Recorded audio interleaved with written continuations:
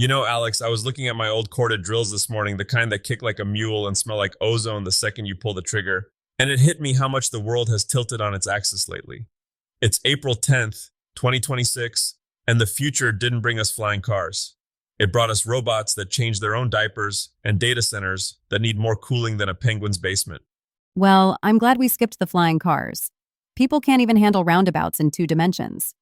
But you're right, the TigerDen Daily is looking a little more sci-fi every morning. Although, honestly, Tiger, robots changing their own diapers, is that how we're describing tool changers now? It's the closest analogy I've got. Look at what Sovol's doing. Everyone's been buzzing on the socials about this new multi-tool setup. For years, we've been stuck with these single nozzle printers that spend more time spitting out purge towers, basically just expensive plastic trash, than actually making the part. It's like buying a gallon of paint just to dump half of it in the grass every time you want to switch colors. It's definitely wasteful. I saw the Flash Forge Creator 5 marketing material too. They're claiming 500% faster multicolor printing. 500%! That sounds like one of those marketing facts that vanishes the moment you actually try to calibrate the thing. Oh, it's a bold number, isn't it? It's the kind of math you do when the boss is looking over your shoulder. But the shift is real, moving toward independent tool heads, meaning the machine just grabs a fresh, clean nozzle for the next color, is how we stop the bleeding. It's the difference between using one brush for a whole mural and having a dedicated set.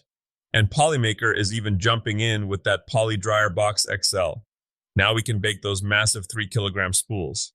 Because nothing says I'm a serious maker like a literal oven for your plastic thread sitting on the workbench. But wait, if the machines are getting this smart and the tool changers are doing the work, are you worried about the human side of the shop?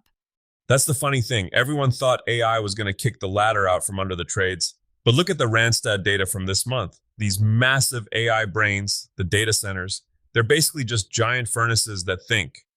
They need massive cooling systems and power grids that would make a Victorian engineer weep. You can't download a wrench to fix a blown industrial HVAC compressor at 3 in the morning. So you're saying the Terminator needs a plumber? Exactly. If you're a Sparky or a tin knocker, an electrician or an HVAC tech, AI is the best friend you ever had. It's driving a gold rush for high voltage infrastructure. I'm telling the kids coming up now, if you want to be unfireable, learn how to maintain the cooling loops for a server farm. It's the golden ticket of 2026. I love that. It's like the more digital we get, the more we realize we're still stuck in a physical world that leaks, breaks, and overheats. But speaking of the digital age, let's talk about the maker mogul side of things. I saw the brand genius list, and Dakota Raylo is all over it. She's not exactly the polished commercial type. And that's why she's winning. There's a certain kind of corporate shine that people have just built up an immunity to. It's like how you can smell a dishonest salesman before he even opens his mouth. Dakota's winning because she shows the grit. She shows the part where the glue fails or the measurement was an eighth of an inch off and she had to pivot. So you're saying I should stop editing out the parts where you accidentally drop your phone into the sawdust? Maybe leave one or two in. It builds character. But seriously, the mistake is the most relatable thing a maker has to offer. In 2026, authenticity isn't a buzzword. It's an asset.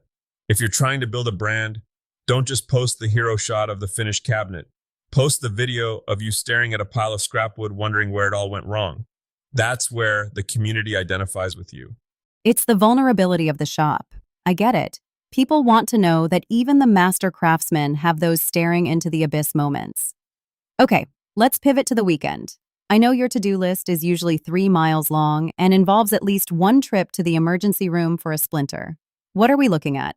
No ER trips planned, thank you very much, but I've been watching the Rennek project over on the Luthier channels, specifically that Epiphone Les Paul rebuild. Now, I'm not a guitar builder by trade, but the way they handle the glue-ups, man, that's food for the soul. Is it actually useful for someone like me, though? I don't even play the guitar. I just like the way they look on the wall. It's all transferable. The way a luthier manages clamping pressure to avoid starving a joint, that's the same physics whether you're fixing a neck or building a dining table that's supposed to last a century. It's about the finesse. Same goes for those new circular saw jigs I saw on the Maker channel. They're making it so a guy in a gravel driveway can get cuts as clean as a $10,000 sliding table saw. The barrier to entry is just evaporating. And then there's Carlos. I watched that Montador de drywall video you sent me. I never thought I'd describe drywalling as hypnotic, but watching him feather those seams, it was like watching a pastry chef with a 5-pound knife. Carlos is a wizard. Most people treat drywall like a chore you have to survive, but he treats it like an art form. It reminded me of my first big renovation. I thought I could just slap some mud on the tape and sand it till my lungs turned white. Wrong, it's about the touch. If you've got a hole in your wall or a basement you're finishing this weekend, go watch a pro. It'll save you 3 days of sanding and a whole lot of colorful language. Well, we could all use a little less colorful language in the shop. True. But that's the beauty of it, Alex. Whether it's 3D printers that swap their own heads, or a guy showing you how to make a wall look like a single piece of silk, the soul of the maker is in the learning. We're in this weird, wonderful pocket of time where the high tech and the high touch are shaking hands. That feels like a solid takeaway for the day. High tech meets high touch.